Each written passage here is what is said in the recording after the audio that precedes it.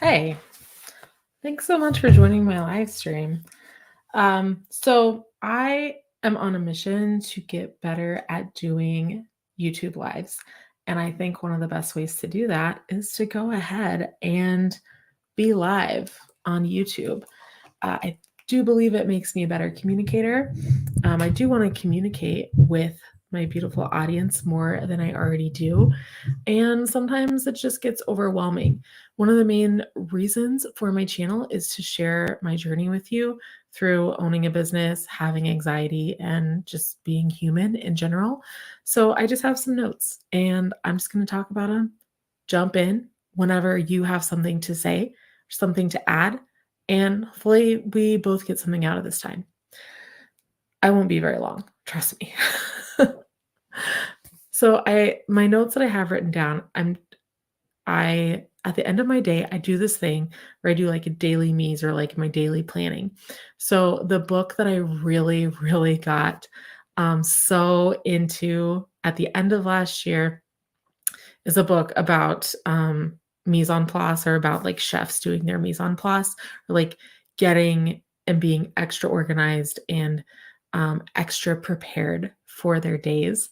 And I have listened to it so many times. And I actually did go ahead and get the actual book because I knew I wanted to make some notes in there. So at the end of every day, I do this planning period. And I'm not really sure completely what that planning period needs to look like totally yet. One of the biggest things, of course, is that I go over my schedule.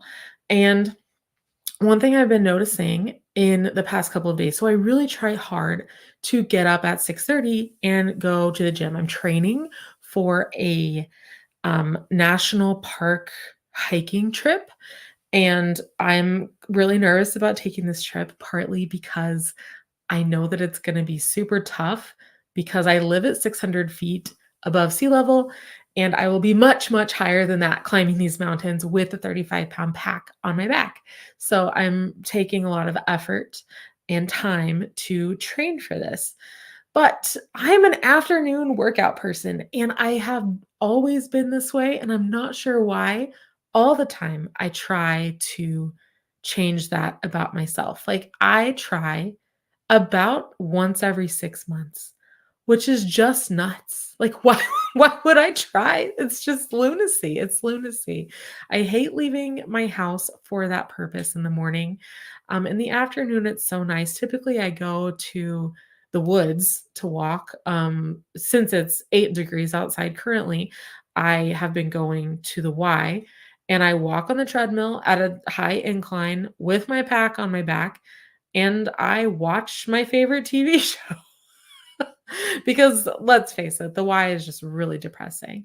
Uh, but that's one thing I've noticed about my day. Like, why am I trying to force myself to do something in the morning when I know I want to do that at 3 o'clock? Because I can take that break in the afternoon, go do that, and then come back to work, which I work at my house. So that's why you see all my stuff around me. So, one of like a continuous aha in my life. Like, why do I continuously try to make myself do the thing that doesn't make sense for me when I will do it, just not in the morning? So it's really hard to come to grips with because I do want to be that person, but I am not. I am not that person. So tough. The other, uh, so I try to plan my day. I look at my schedule and figure out what I have to do, like what the big things are for the next day. Um, if I don't do this, then I go to sleep like not knowing what I need to do or what my schedule looks like. And that kind of freaks me out a little bit.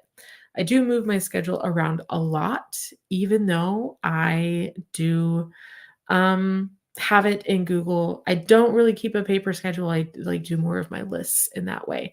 But I'll show you more of what that looks like. I just, you know, yeah.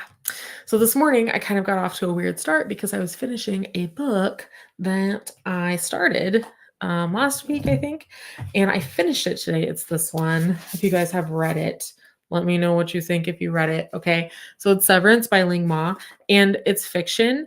And I know that this is a business channel, but I think if you're not reading fiction, then you're not giving yourself space to be creative or practice empathy in your life. That's my opinion. So because I finished that, I have a system with that. Like I always post my stuff on Facebook. I post one book a week, which I because I read a lot. So like this year, I'll probably read 50 books. I read 50 books last year. And I typically post them. I post them with my favorite quote from the book and kind of what I thought about it. It creates some really cool discussion with people that I'm Facebook friends with, or not because my profile is public.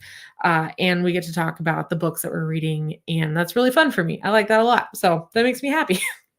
So then I'm choosing my next book that I'm going to start. So I have these two books here, and one is this one, Project Hail Mary, which I think this is the one I'm going to end up reading. It's a little bit bigger, but this is a used copy that I bought, and it's big print, which makes me really happy because it's hard to read little print because the other book I want to read is this one, Radical Suburbs, and like it's tiny. It's tiny little print. So I think I am it, Suburbs is of course nonfiction. Project Hail Mary is fiction, dystopian sci-fi, which I like. It's my favorite.